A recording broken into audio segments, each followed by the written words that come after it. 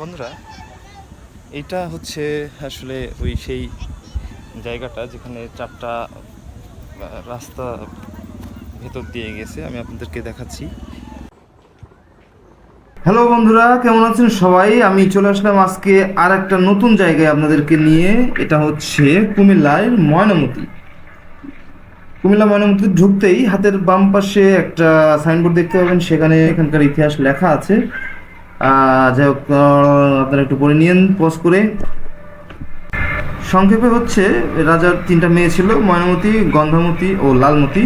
আর সে থেকেই এটা হচ্ছে ময়নামতি।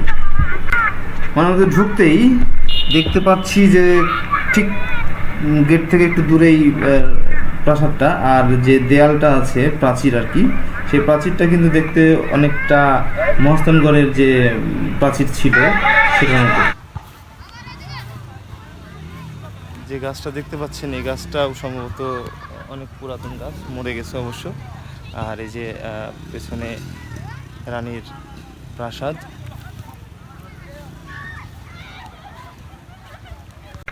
বন্ধুরা, ময়নামতিতে প্রবেশের জন্য কোনো প্রকার প্রবেশ মূল্যের প্রয়োজন হয় না এবং প্রতিদিন স্থানীয় সহ দূর দূরান্ত থেকে অনেক দর্শনার্থী তাদের বিকেল সময়টা উপভোগ করার জন্য এই ময়নামতিতে আসেন।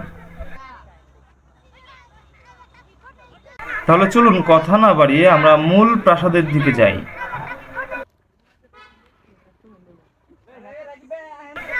বন্ধুরা, আমি এখন মূল প্রাসাদের ভেতরে ঢুকছি। আর এই মূল প্রাসাদের ভেতরে বেশ কয়েকটা জায়গা রয়েছে, সেই জায়গাগুলো আপনাদেরকে দেখাবো। এর মধ্যে উল্লেখযোগ্য হচ্ছে চার রাস্তার মিলনস্থল। তো বন্ধুরা, আপনারা দেখতে থাকুন সম্পূর্ণ ভিডিও। আমি আপনাদেরকে এই ভবনের সবকিছুই দেখানোর চেষ্টা করব ইনশাল্লাহ। বন্ধুরা, বিকেল প্রায় শেষের পথে, সন্ধ্যা ঘনিয়ে আসছে। বন্ধুরা, এটা হচ্ছে আসলে ওই সেই জায়গাটা যেখানে চারটা রাস্তা ভেতর দিয়ে গেছে। আমি আপনাদেরকে দেখাচ্ছি। এটা একটা রাস্তা। আসলে ভবনের চারদিক থেকে চারটা রাস্তা ঠিক এই এক জায়গায় এসে মিলিত হয়েছে। আপনারা দেখতে পাচ্ছেন, এটা কিন্তু অনেকটা কূপের মতো দেখতে মনে হলেও এটা আসলে একটা সংযোগস্থল। এখান থেকে ভবনের চারদিকে যাওয়া যেত, বা চারদিক থেকে যখন আসতো তখন ঠিক এই জায়গাটায় কিন্তু আসতেই হবে। ভবনের যে প্রান্তে থেকেই আসুক না কেন মানুষ, এই প্রান্তে আসতেই হইতো আর কি।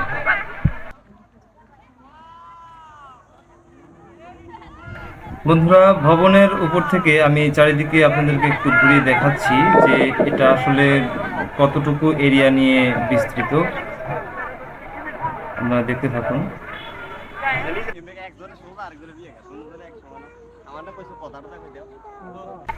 আমি প্রথমেই বলেছি যে এটা দেখতে অনেকটা মহাস্থানগড়ের মতো।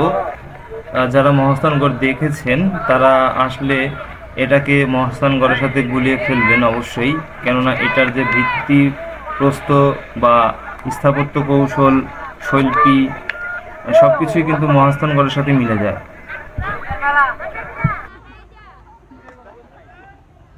ময়নামতির সৌন্দর্য বর্ধনের জন্য অবশ্য কাজ করে যাচ্ছে। এখানে বিভিন্ন জাতের গাছ দেখতে পাবেন।